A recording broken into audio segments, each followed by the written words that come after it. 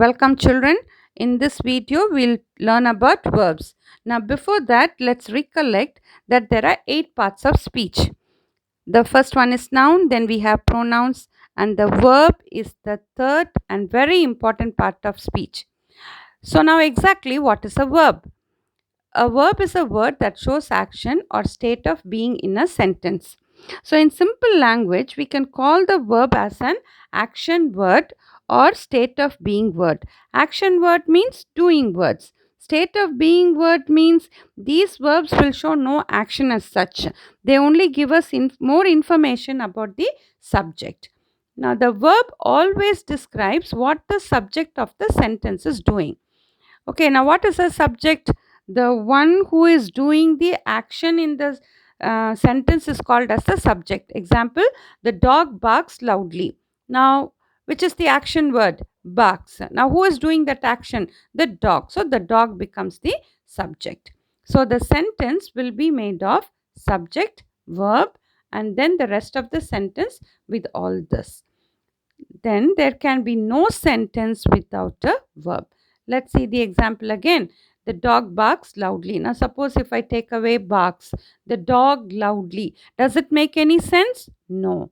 That's what the verb occupies a very important place in a sentence. Now let's go to classification of verbs. Verbs can be classified into main verbs and auxiliary verbs.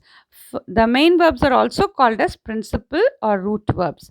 Now they can be further classified into action verbs and state of being verbs.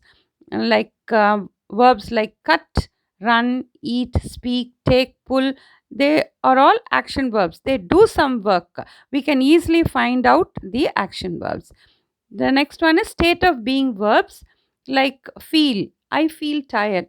Now, is there any action in that verb? No, it's an experience. So, verbs like wish, hate, seem, love, look, all of them are state of being verbs. They give us more information about the subject. Now, there are some be verbs also which are called as state of being verbs like is, am, are, was, were, has, have, had, do, does, did. These verbs also are called as state of being verbs when they act like a main verb in a sentence. Okay, and then the next type of verbs are called as auxiliary verbs. They are also called as helping verbs. Now they come under 3 types: be verbs, which are is, am, are, was, were, will be, shall be, being, been, become. They all are called as be verbs. Now, have verbs, has, have, had, will have. They are called as have verbs. Do, does, did, will do. They are called as do verbs. Now, what is the most important thing in an auxiliary verb? The auxiliary verbs come along with the main verbs. They help the main verbs in their action. So you can say, I am going to the market. Am is auxiliary verb there. Going is main verb. So I think you have understood this much, children. We continue in the next set. Continue, children, with action verbs. Action verbs means doing verbs. An action verb describes what someone or something does. The someone or something is called as the subject in the sentence. What they do is only called as verb. My grandmother tells us stories at night. Tells is action. It's a verb. The fisherman caught a big fish. Caught. Action verb. The girl carries a basket of flowers. Carries is action. The children sing a song loudly. Sing. Action. The animals drank the water from the pool. Drank. It's an action. The woodcutter cuts wood. Cuts is an action. All these verbs are called as action verbs. Now let's see state of being verbs. They are also called as linking verbs. Why? Because they link themselves to the subject in the sentence. A state of being verb describes what someone or something is. It will not show what it is doing, what something is. It will give us information about this subject. Pine trees grow very tall. Grow. It doesn't show any action, it is an experience. Sally loves roses. Loves. a feeling in yourself which no action can show. The stars appear very small. Appear is also an experience. So they are called as state of being verbs. I am a doctor. Here, am is an auxiliary verb but acts like a main verb. We have many friends. Have is an auxiliary verb but here it is a main verb. The tree is full of flowers. Is a main verb which is called as a state of being verb. So I think you have understood this much, children. Let's go to the next one. Auxiliary verbs are helping verbs. An auxiliary verb helps the main verb describe the action. The children are flying kites. Are is auxiliary verb, flying is main verb.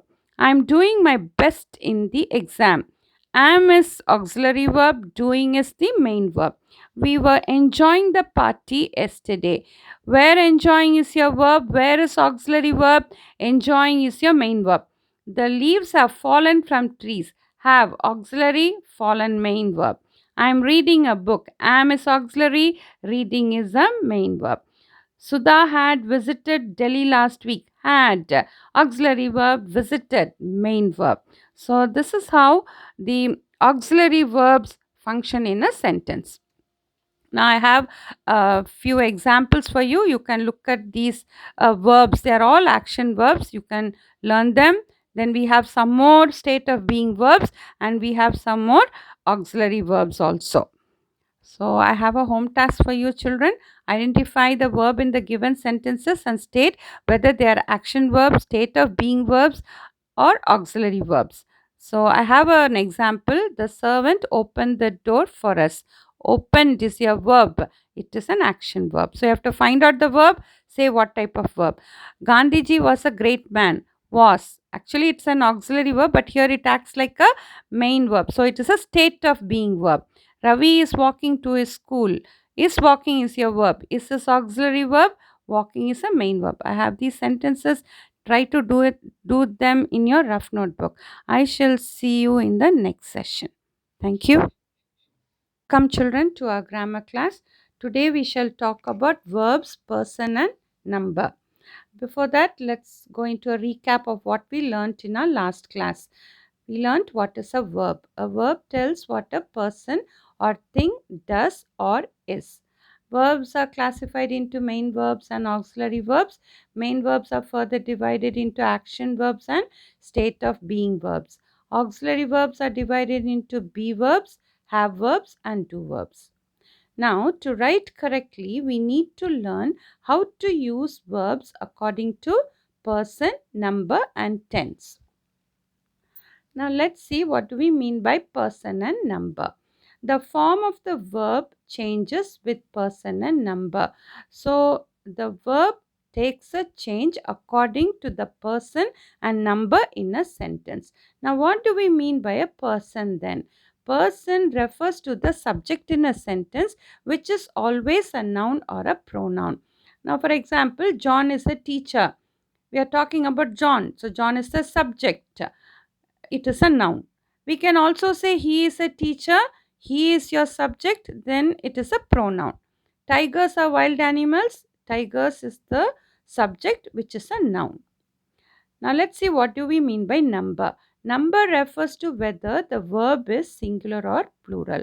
Now every time in a sentence we must understand the verb has to agree with the subject. Now if the subject is singular, that means one in number, your verb will also be singular. If the noun, the subject is plural in number, your verb will also be plural. Now let's understand what do we mean by person and number. So person, we have three persons, first person, second person and third person. In number we have singular and plural.